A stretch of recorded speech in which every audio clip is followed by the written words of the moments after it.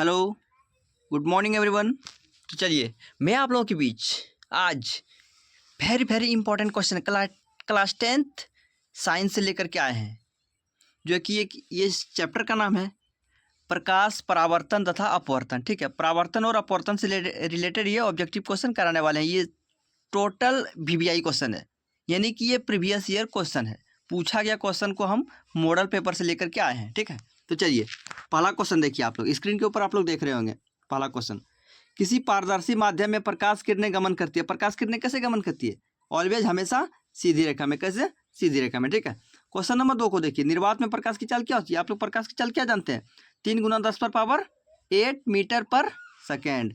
चलिए option number ए सही है। चलिए क्वेश्चन नंबर 3 के ऊपर चलते हैं। क्वेश्चन नंबर 3 के ऊपर चलते हैं। ठीक है, तो देखिए इस क्वेश्चन के ऊपर ध्यान दीजिएगा। ठीक है, माइंड को कंसंट्रेट कीजिए। किसी अवतल दर्पण की फोकस दूरी होती है। हमेशा याद रखिएगा, यदि अवतल दर्पण की फोकस दूरी हमेशा क्या होती है? हमेशा क्या होती है? धनात्मक या ऋणात्मक? क्या होती है? धनात्मक या ऋणात्मक? क्या होती है? हमेशा ऋणात्मक होती है। हमेशा ऋणात्मक होती है। ठीक है, याद रखिएगा। अवतल दर्पण का फोकस दूरी कैसा होता है? हमेशा ऋणात्मक। यहीं यदि क्वेश्चन दिया हुआ रहेगा, उत्तल दर्पण की फोकस दूरी यानी कि कॉन्वेक्स मिरर, इसको इंग्लिश में कहते हैं कॉनकेव मिरर, और उत्तल दर्पण को कॉन्वेक्स मिरर। ठीक है, तो कॉन्वेक्स मिरर का क्या होता है? यानी उत्तल दर्पण का क्या होता है? हमेशा धनात्मक होता है। क्या होता है? धनात्मक होता है। उत्तल दर्पण धनात्मक, अवतल दर्पण ऋणात्मक। याद रखिएगा, बहुत ही इंपॉर्टेंट ऑब्जेक्टिव क्वेश्चन है। चलिए क्वेश्चन नंबर 5 के ऊपर चलते हैं। ठीक है, क्वेश्चन नंबर 5। ठीक है, क्वेश्चन नंबर 5 के ऊपर आप लोग देखिए। क्वेश्चन को आप लोग देख रहे होंगे स्क्रीन के ऊपर। ठीक है, स्क्रीन के ऊपर आप लोग देख रहे होंगे। किसी अवतल लेंस की फोकस दूरी। देखिए अब क्या पूछा गया? अवतल लेंस। तो आप लोग अवतल दर्पण पढ़े होंगे। क्या पढ़े थे? अवतल दर्पण का अभी पीछे क्वेश्चन 3 नंबर में बताइए। क्या बताइए? फोकस दूरी ऋणात्मक होती है, तो इसका भी क्या होगा? इसका भी ऋणात्मक होगा। अवतल लेंस पूछे या अवतल दर्पण पूछे, हमेशा ऋणात्मक। ठीक है, तो चलिए अब 6 नंबर क्वेश्चन, उत्तल लेंस की फोकस दूरी। इस बार लेंस आ गया, तो लेंस का बताइए आप लोग क्या होगा? इसका भी धनात्मक। आप लेंस पूछे चाहे दर्पण पूछे, आप हमेशा जो याद रख रहे हैं दोनों में सेम ही होगा आंसर। ठीक है, अवतल लेंस में ऋणात्मक, उत्तल लेंस में धनात्मक। यदि उत्तल दर्पण पूछेगा तो धनात्मक, अवतल दर्पण पूछेगा तो ऋणात्मक। ठीक है, तो चलिए क्वेश्चन नंबर 7 के ऊपर ध्यान दीजिए। Question number 7। ठीक है, क्वेश्चन नंबर 7 को देखते हैं। चलिए क्वेश्चन नंबर 7 में क्या लिखा हुआ है, आप लोग क्वेश्चन को पढ़िए। वास्तविक प्रतिबिंब का आवर्धन होता है। वास्तविक प्रतिबिंब का आवर्धन होता है। क्या होता है? इसका भी ऋणात्मक होता है। क्या होता है? ऋणात्मक होता है। ठीक है, तो चलिए क्वेश्चन नंबर 8 को देखते हैं। क्वेश्चन नंबर 8 को देखते हैं। क्वेश्चन नंबर 8 देख रहे हैं। ठीक है, आभासी एवं सीधा प्रतिबिंब का आवर्धन होता है। कैसा होता है? हमेशा धनात्मक होता है। कैसा होता है?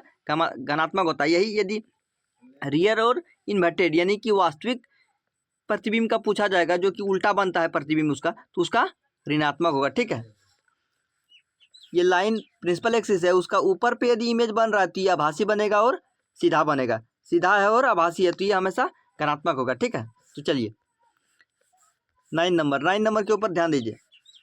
गोलीय दर्पण द्वारा उत्पन्न आवर्धन कौन सा होगा? देखिए जब भी दर्पण में आप देख रहे हैं, दर्पण में आवर्धन निकालना हो तो -v/u होता है। किस में दिया हुआ है? बी नंबर में। बी नंबर ऑप्शन सही है। और यदि लेंस रहता, यानी कि लेंस रहता, तो m बराबर क्या होता? v/u ही होता। वहाँ पे माइनस मार्किंग नहीं होता, माइनस सिंबल नहीं होता। तो आप ध्यान रखिएगा, दर्पण जब भी रहेगा तो m बराबर -v/u। ठीक है, m मतलब आवर्धन। चलिए नेक्स्ट क्वेश्चन देखिए। 10 नंबर देखिए क्वेश्चन 10 नंबर। ठीक है, तो 10 नंबर क्वेश्चन दिया हुआ है, गोलीय लेंस द्वारा उत्पन्न आवर्धन निम्न में से कौन है? बताइए आप लोग। आप बताइए आप लोग क्या होता है? अभी जस्ट बताए कि लेंस रहेगा तो पॉजिटिव होगा, दर्पण रहेगा तो नेगेटिव होगा। m बराबर v/u, m बराबर v/u। दर्पण रहेगा नेगेटिव होगा और लेंस रहेगा तो यहाँ पे सिंबल पॉजिटिव होगा। ठीक है, तो चलिए याद रखिएगा, बहुत ही इंपॉर्टेंट क्वेश्चन है ये। अभी तक 10 क्वेश्चन बताए हैं, हम गारंटी के साथ बोल रहे हैं कि इसमें से 2 या 3 क्वेश्चन जरूर आएगा फिजिक्स से रिलेटेड। यदि प्रकाश का परावर्तन और अपवर्तन में यदि क्वेश्चन आ रहा है तो 2 या 3 क्वेश्चन जरूर मैच करेगा इससे। मात्र 10 क्वेश्चन में ही हम बता रहे हैं ये। ठीक है, तो चलिए नेक्स्ट क्वेश्चन देखिए। नेक्स्ट क्वेश्चन देखिए क्वेश्चन दिया हुआ है 11 नंबर। नई कार्तीय चिन्ह परिपाटी के अनुसार मुख्य अक्ष के लंबवत, जैसे मुख्य अक्ष ये होता है, इसका लंबवत मतलब कि ऊपर पे, ठीक है, लंबवत तथा ऊपर की ओर प्लस वाई अक्ष की दिशा में, मतलब ऊपर की ओर इस दिशा में कोई भी यदि प्लस वाई अक्ष के अनुदिश मापी जाने वाली दूरी बताया जाएगा तो क्या होगा, ऊपर हमेशा धनात्मक होता है, यदि नीचे लेते तो नेगेटिव आता। ठीक है, ऊपर ले रहे हैं तो मतलब पॉजिटिव। चलिए ये क्या हो जाएगा, धनात्मक। नेक्स्ट देखते हैं, चलिए क्वेश्चन नंबर 15 को देखते हैं। क्वेश्चन नंबर 15 को, ठीक है, दंत विशेषज्ञ मरीजों के दांतों का बड़ा प्रतिबिंब देखने के लिए किस प्रकार का उपयोग किया जाता है, दर्पण। ठीक है, तो हमेशा याद रखिएगा, डॉक्टर जब भी यदि टीथ को यदि किसी भी दर्पण से यदि वो देख रहा है कि मतलब छोटा इमेज को बड़ा इमेज कर रहा है उसमें, तो कौन सा दर्पण होगा, अवतल दर्पण। कौन सा दर्पण, अवतल दर्पण। अवतल दर्पण से क्या करता है, डॉक्टर के थ्रू डॉक्टर दांत देखने का उपयोग में लाते हैं। ठीक है, दांत जैसे कि माउथ में छोटा इमेज दिख रहा है तो बड़ा इमेज उसको देखना है तो किस में देखता है, अवतल दर्पण में। ठीक है, चलिए क्वेश्चन नंबर 16 देखते हैं। सौर भट्टियों में सूर्य के प्रकाश को केंद्रित करने के लिए किस बड़े दर्पणों का उपयोग किया जाता है, अवतल दर्पण। किसमें, अवतल दर्पण में। ठीक है, तो चलिए क्वेश्चन नंबर 17 देखते हैं। टॉर्च, सर्चलाइट या वाहन के अग्रदीपों में प्रकाश समानांतर किरण पुंज प्राप्त करने के लिए किस दर्पण का उपयोग। तो याद रखिए, सर्चलाइट, टॉर्च रहेगा या फिर वाहन का हेडलाइट रहेगा तो उसमें किस दर्पण का उपयोग किया जाता है, अवतल दर्पण। किस दर्पण का, अवतल दर्पण, याद रखिएगा हमेशा। और यदि बैक पोर्शन देखने के लिए उत्तल दर्पण। किस दर्पण का, उत्तल दर्पण। ठीक है, यदि बाइक चला रहा है, पीछे गाड़ी आ रहा है कि नहीं आ रहा है क्रॉसिंग पॉइंट पे या फिर कहीं भी, आप यदि पीछे बैक पोर्शन देखते हैं मिरर से, यदि वो बाइक में जो शीशा लगा हुआ रहता है तो उसमें देखते हैं, उसमें कौन सा दर्पण, उत्तल दर्पण। ठीक है, तो चलिए यहाँ पे आंसर क्या होगा, अवतल दर्पण। चलिए नेक्स्ट देखते हैं। चलिए क्वेश्चन नंबर 23 को देखिए। उत्तल लेंस की क्षमता होती है किसमें होती है, धनात्मक में। किस होती है, धनात्मक में। ठीक है, क्वेश्चन नंबर 24, लेंस की क्षमता का सही मात्रक डायोप्टर क्या होता है, डायोप्टर। ठीक है, तो चलिए क्वेश्चन नंबर 25 को देखते हैं। क्वेश्चन नंबर 25 को, किसी बीम का अवतल दर्पण द्वारा बना प्रतिबिंब आभासी, सीधा तथा बीम से बड़ा पाया जाता है। ठीक है, तो उस प्रकार का वस्तु की स्थिति कहाँ होना चाहिए। आप इस क्वेश्चन को जानने से पहले अवतल दर्पण का प्रतिबिंब कैसे बनता है, कौन सा ऑब्जेक्ट कहाँ रखने पे कैसा प्रतिबिंब बनता है, ये आपको थोड़ा सा ध्यान में रखना होगा। ठीक है, ये आपको ध्यान में रखना बहुत ही ज़रूरी है, तभी आप क्वेश्चन को बना सकिएगा। इस तरह का क्वेश्चन आप यदि कोई दरोगा का एग्जाम दिए होंगे तो इस तरह का क्वेश्चन दरोगा में पूछा गया है। ठीक है, ये अवतल दर्पण से ही रिलेटेड क्वेश्चन पूछा गया है दरोगा में। ठीक है, तो आप लोग ध्यान दीजिए, क्या पूछा गया है, किसी बीम का अवतल दर्पण द्वारा बना प्रतिबिंब आभासी, सीधा तथा बीम से बड़ा पाया गया। वहाँ आभासी पूछा गया था और सीधा। वहाँ दरोगा क्वेश्चन में, दरोगा का पीटी क्वेश्चन में बीम से बड़ा ये वर्ड नहीं लिखा गया था। क्या लिखा गया था, आभासी और सीधा होना चाहिए। तो कहाँ होगा, ध्रुव और मुख्य फोकस के बीच। देखिए यहाँ पे थोड़ा सा ऑप्शन के ऊपर केंद्रित करते हैं। ठीक है, तो चलिए क्या होगा आंसर इसका, ऑप्शन नंबर डी, ध्रुव और मुख्य फोकस के बीच, यानी कि ये अवतल दर्पण है। ठीक है, अवतल दर्पण है। चलिए 1 मिनट में आप लोग थोड़ा सा अवतल दर्पण का सारा जानकारी ले लीजिए। देखिए जैसे कि सेंटर है, ये फोकस है। ठीक है, अब ध्यान रखिएगा, यदि कोई वस्तु सेंटर पे रखे हैं, जितना लेंथ का सेंटर पे रखे हैं उतना ही सेंटर पे नीचे इमेज बनेगा। ठीक है, और उसके बाद कोई ऑब्जेक्ट फोकस पर है तो उसका क्या बनेगा, इन्फिनिटी पर इमेज बनेगा। ठीक है, और कोई यदि इन्फिनिटी पर वस्तु है तो उसका इमेज कहाँ जाके बनेगा, ऑब्जेक्ट पे, यानी कि फोकस पर, ठीक है, फोकस पर बनेगा। यदि कोई अनंत पर है तो फोकस पर बनेगा, और कोई फोकस पर है तो उसका इमेज जाके यानी कि छाया कहाँ बनेगा, प्रतिबिंब कहाँ बनेगा, अनंत पे, ठीक है, ये ऑपोजिट है। और कोई सेंटर पर है तो उसका सेंटर के नीचे बनेगा जस्ट। और यहाँ पे यहाँ क्वेश्चन पूछा गया है, यहाँ पे ध्रुव क्या पूछा गया है, क्वेश्चन 5 को पढ़िए अच्छा से, ठीक है, 25 को पढ़िए क्वेश्चन अच्छा से। किसी बीम का अवतल दर्पण द्वारा प्रतिबिंब आभासी, सीधा तथा बीम से बड़ा पाया जाता है। वस्तु की स्थिति कहाँ होना चाहिए, वस्तु की स्थिति ध्रुव और मुख्य फोकस के बीच। ध्रुव, ये ध्रुव है और मुख्य फोकस, फोकस है ये, उसके बीच में रहेगा। तो ऑब्जेक्ट यहाँ पे जब रखेंगे तो यहाँ पे आभास करेंगे कि यहाँ बन रहा है, ठीक है, और ये क्या बन जाएगा, वर्चुअल इमेज बनेगा और सीधा बनेगा, क्या बनेगा, सीधा बनेगा, ठीक है। तो इस प्रकार से जस्ट सेम क्वेश्चन दरोगा पीटी में पूछा गया है 18 तारीख के एग्जाम में, ठीक है, सेम क्वेश्चन। इसलिए आप लोग बेसिक को हमेशा ध्यानपूर्वक रखिए, अच्छे से पढ़िए, आगे बहुत काम आने वाली है, ठीक है। तो चलिए, इसका ऑप्शन क्या हो जाएगा, सही आंसर डी, ध्रुव और मुख्य फोकस के बीच, ठीक है। चलिए क्वेश्चन नंबर 26 को देखते हैं, क्वेश्चन नंबर 26 को देखते हैं, क्वेश्चन नंबर 26 को देखते हैं, ठीक है, थोड़ा सा ध्यान दीजिए, क्वेश्चन नंबर 26 को देख रहे हैं। चलिए, किसी बीम का वास्तविक तथा समान साइज का प्रतिबिंब प्राप्त करने के लिए बीम को उत्तल लेंस के सामने कहाँ रखें, कहाँ। चलिए आप लोग को अभी जस्ट हम बताइए इस क्वेश्चन को कहाँ रखना चाहिए, वक्रता केंद्र पर, ठीक है, केंद्र पर रखिएगा। सेम साइज का इमेज हमेशा बनता है लेकिन वहाँ ऑपोजिट बनेगा, ठीक है। तो चलिए ध्यान रखिए, ठीक है, 26 का बी हो जाएगा। चलिए 27 नंबर क्वेश्चन, किसी दर्पण से आप चाहे कितनी ही दूरी पर खड़े हो आपका प्रतिबिंब सदैव सीधा प्रतीत होता है। क्या होता है, हमेशा सीधा प्रतीत होता है। तो कहाँ पे होगा बताइए आप लोग, क्वेश्चन को पढ़िए और उसका ऑप्शन को देखिए, समतल दर्पण में होगा कि अवतल दर्पण में होगा कि उत्तल दर्पण में होगा या फिर समतल और उत्तल दोनों में होगा। जितना दूरी पे खड़े हैं वो आभास होगा उतना पे ही हैं। तो आप पहले घर में समतल आप यूज करते हैं तो वो समतल दर्पण है। जितना सा साइज आप देख रहे हैं उतना ही साइज आपको मिरर के पीछे भी लग रहा होगा कि दिख रहा है, ठीक है। तो ये क्या हो जाएगा, ऑप्शन कौन सा होगा, ऑप्शन नंबर डी होगा, या तो समतल या तो उत्तल, ठीक है, ऑप्शन डी हो जाएगा। चलिए क्वेश्चन नंबर 28 को देखते हैं, क्वेश्चन नंबर 28 देखते हैं, क्वेश्चन नंबर 28 देखते हैं। चलिए,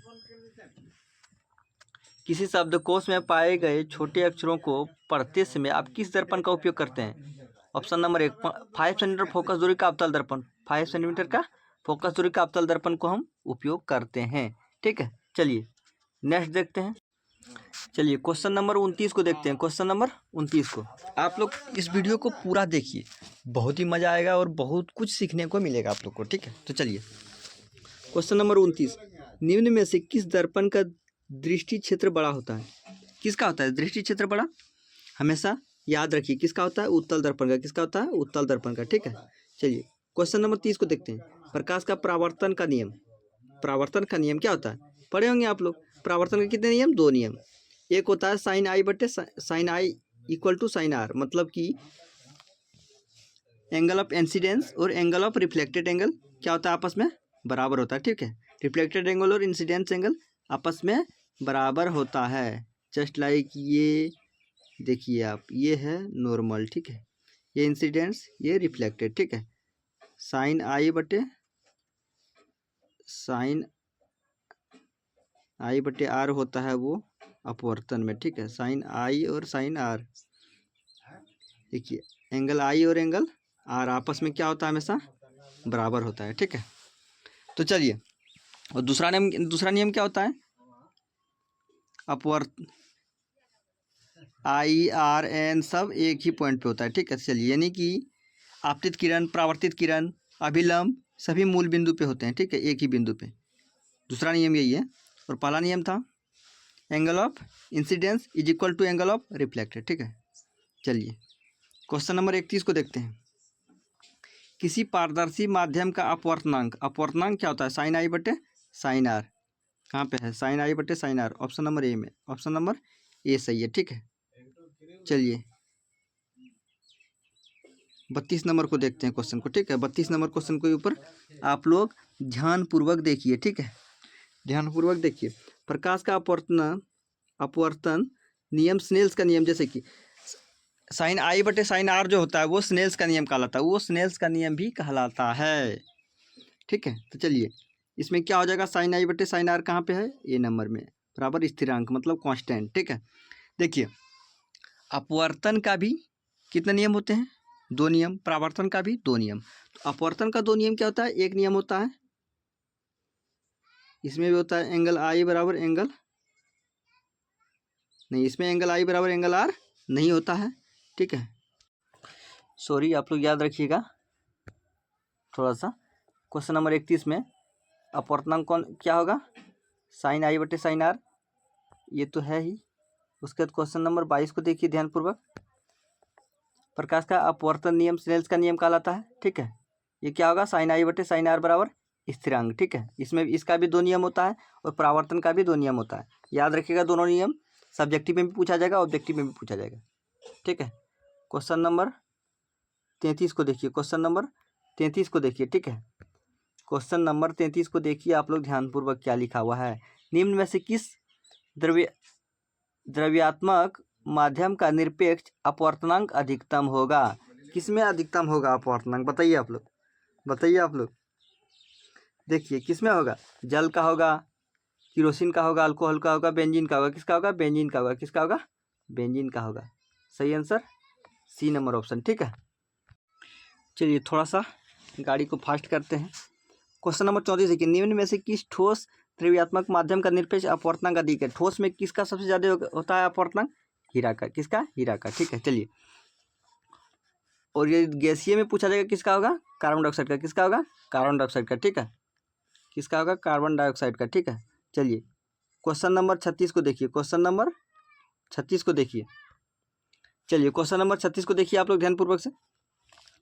प्रकाश का अपवर्तन का कारण, प्रकाश का अपवर्तन का कारण क्या होता है, देखिए आप लोग ऑप्शन विकल्प को देखिए, देखिए पहले विकल्प को आप लोग। ठीक है, प्रकाश की चाल परिवर्तन, प्रकाश का ऊर्जा परिवर्तन, घनत्व परिवर्तन, इनमें से भी कौन होगा, प्रकाश का चाल के परिवर्तन में होता है। ठीक है, चाल के परिवर्तन में, ऑप्शन नंबर ए सही है, ऑप्शन नंबर ए सही है। चलिए क्वेश्चन नंबर 37 को देखिए आप लोग। यदि प्रकाश की चाल माध्यम फर्स्ट में V1 तथा माध्यम 2 में यानी कि मीडियम 2 में V2 है, तो माध्यम 2 का माध्यम 1 के सापेक्ष अपवर्तनांक क्या होगा, आप अपवर्तनांक बताइए। ठीक है, क्या बताइएगा, अपवर्तनांक बताइए। तो क्या सेकेंड का माध्यम 2 के सापेक्ष में क्या होगा, V1 बटे V2 होगा या V2 बटे V1 होगा, कौन सा होगा, V1 बटे V2 होगा या V2 बटे V1 होगा, यही दोनों में से कोई एक होगा, क्या होगा बताइए आप लोग, V1 बटे V2 होगा, क्या होगा, V1 बटे V2 होगा। किसके सापेक्ष में, माध्यम 1 के सापेक्ष में 2 का निकालना है, तो पहले कौन होगा, V1 होगा, उसके बाद V2, यानी कि मीडियम फर्स्ट और मीडियम सेकंड का। ठीक है, चलिए ऑप्शन नंबर ए सही है। चलिए 38 नंबर क्वेश्चन को देखिए आप लोग। अवतल दर्पण को निम्न में से किसी एक अन्य नाम से जाना जाता है, किससे जाना जाता है, diverging lens, converging lens, lens में एक डाइवर्जिंग लेंस किसको कहता है, कन्वर्ज करता है और डाइवर्ज करता है, ये आपको जानना है। फिर इसमें दूसरा नाम है, जैसे आपका भी दूसरा नाम गांव घर में होगा, उसी प्रकार से अवतल दर्पण का दूसरा नाम क्या है, बताइए आप लोग, अवतल दर्पण का दूसरा नाम क्या है, अभिसारी दर्पण होता है कि अपसारी दर्पण की समसारी दर्पण, क्या होता है, अभिसारी दर्पण, उसका नाम क्या होता है, अवतल दर्पण का अभिसारी दर्पण होता है। याद रखिए बहुत ही इंपॉर्टेंट क्वेश्चन है, क्या होता है, अभिसारी दर्पण, क्या होता है, अभिसारी दर्पण होता है। ठीक है, याद रखिए। चलिए क्वेश्चन नंबर 39 को देखिए, क्वेश्चन नंबर 39 को देखिए आप लोग। उत्तल दर्पण को किस नाम से जानते हैं, अभी अवतल को जान गए, अभिसारी, तो उत्तल दर्पण को किस नाम से जानते हैं, जल्दी बोलिए, कमेंट में बताइए जल्दी से। अपसारी, ठीक है। इसमें अभिसारी है तो उसमें अपसारी है। याद रखिए, उत्तल दर्पण को अपसारी और अवतल दर्पण को अभिसारी, दोनों में से कोई एक निश्चित ही पूछा जाता है।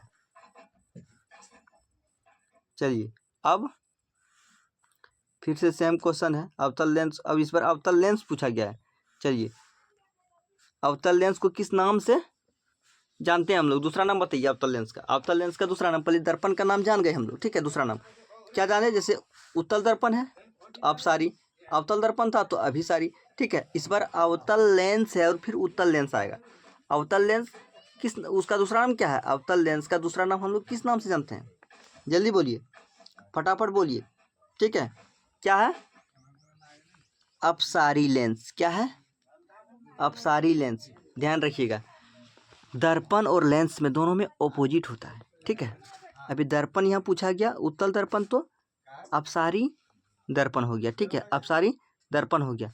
यहीं अवतल लेंस है तो अपसारी लेंस हो जाएगा, और अवतल दर्पण रहता तो अभिसारी दर्पण हो जाता, ठीक है। लेकिन यह लेंस पूछा तो यहाँ अपसारी लेंस। ऑपोजिट है, दोनों में ट्रिकी है, आप ध्यानपूर्वक से याद रखिएगा, नहीं तो कन्फ्यूजन आ जाएगा अपने आपके अंदर, ठीक है। यहाँ अपसारी हो गया तो अब क्या होगा? अभिसारी होगा। देख लीजिए आप लोग। 40 में उत्तल लेंस को किस नाम से जानते हैं? दूसरा नाम बताइए, दूसरा नाम बताइए आप लोग। अभिसारी अपसारी अभी देख लिया। इसमें क्या होगा? इसमें अभिसारी होगा। सिंपल सा वर्ड है, आप ट्रिक से समझिए। इसमें क्या हो जाएगा? अभिसारी लेंस। क्या हो जाएगा? अभिसारी लेंस, ठीक है। तो इसके साथ क्वेश्चन नंबर 41 तक हम लोग देख चुके हैं, ठीक है। चलिए थोड़ा सा आप लोग को दर्पण सूत्र देखिए। दर्पण सूत्र का फॉर्मूला जानते होंगे आप लोग। दर्पण सूत्र का फॉर्मूला क्या होता है? 1/f बराबर 1/v प्लस 1/u। क्या होता है? 1/f बराबर 1/v प्लस 1/u होता है, ठीक है। तो ये आप लोग याद रखिएगा। दर्पण सूत्र में क्या होता है? यहाँ पे बीच में प्लस होता है। इसी जगह लेंस सूत्र पूछ दिया जाएगा। यदि लेंस सूत्र पूछ दिया जाएगा तो क्या होगा? 1/f बराबर 1/v माइनस 1/u। क्या होगा? नेगेटिव। लेंस पूछा जाएगा तो नेगेटिव, दर्पण पूछा जाएगा तो बीच में क्या होता है? पॉजिटिव। पॉजिटिव यानी प्लस। एफ मतलब फोकस दूरी, वी मतलब क्या होता है? यू मतलब ऑब्जेक्ट का डिस्टेंस होता है, वी मतलब इमेज का डिस्टेंस होता है, ठीक है। जैसे कि देखिए आप लोग थोड़ा सा, जैसे इस प्रकार से रहेगा दर्पण, ठीक है। ये एफ है, ये सी है। किसी ऑब्जेक्ट को ये सेंटर पर हम रखें, ठीक है। फोकस किए, फिर दोबारा ऐसे किए, ठीक है। यहाँ पे फिर इमेज बन गया। तो ये जो दूरी होगा यहाँ से प्रिंसिपल एक्सिस तक, इस पॉइंट तक पी तक, तो ये क्या हो जाएगा? यू होगा। और यहाँ से यहाँ तक जो इमेज जो छाया यहाँ पे बना, प्रतिबिंब बना, ये क्या हो जाएगा? भी। किससे सिंबल करेंगे? किससे डिनोट करेंगे? भी से, ठीक है। तो वही है, जहाँ लेंस रहेगा वहाँ माइनस, जहाँ दर्पण रहेगा वहाँ प्लस, ठीक है। दर्पण रहेगा तो प्लस होगा, लेंस रहेगा तो माइनस होगा। ये दोनों को अच्छे से याद रखिएगा। यदि आपके पास थोड़ा सा टाइम बचा है अच्छे से, तो आप दर्पण सूत्र प्रूव करने सीख लीजिएगा। लेंस सूत्र कोई दिक्कत नहीं है, लेकिन दर्पण सूत्र एक बार प्रूव करने जरूर सीखिएगा, ठीक है। क्योंकि वो पूछने का चांस 95% रहता है क्लास 10th में सब्जेक्टिव क्वेश्चन, ठीक है। तो चलिए यहीं पे हम लोग इस चैप्टर को थोड़ा सा विराम देते हैं। अब नेक्स्ट चैप्टर नेक्स्ट वीडियो में, ठीक है। धन्यवाद। पूरा वीडियो जरूर देखिएगा। धन्यवाद।